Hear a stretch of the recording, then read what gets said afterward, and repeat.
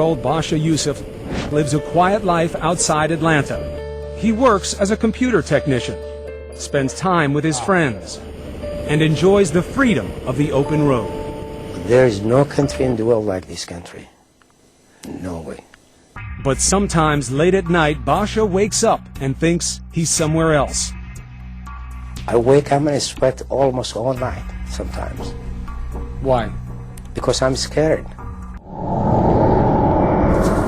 His nightmares bring him back to his native country, Somalia. It's the 1980s. Before the pirates. Before Black Hawk Down. A military dictatorship is waging an ugly civil war.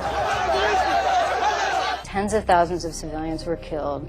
Thousands and thousands of civilians were being held in prison without any meaningful trial or access to justice. Bashe says he was part of a community group which cleaned hospitals and provided social services. Were you trying to overthrow the government? No. Were you using guns? No. We're just cleaning the hospitals and helping people. Then one day, Bashe says security forces under the command of this man, General Mohammed Samantar, the Minister of Defense, arrested him and subjected him to repeated torture. They claim Bashe's community works were actually rebellion. When he was finally released, he emigrated to the United States. It's been years, right? Yeah, years, yeah.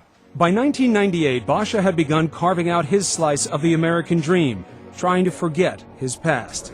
But then came a horrifying discovery. General Samantar, the man Bashe blames for his brutal ordeal, had also moved to the United States and was living out his golden years here, in this comfortable home in a middle-class suburb of Washington, D.C. How many are there out there who may have had a hand in something horrible in the government of some other country? The best estimate I've seen is that there's about 1,000 mid to high-level former government officials responsible for human rights abuses in this country. 1,000 in the United States? Yes. General Samantar was out getting medical treatment when we came to his house, but his family stands by him. I mean, he's a good guy, mild-mannered. You know, he's very sickly right now because he's on the dialysis, but... Others in the neighborhood were less supportive. It worries me because he lives right up there.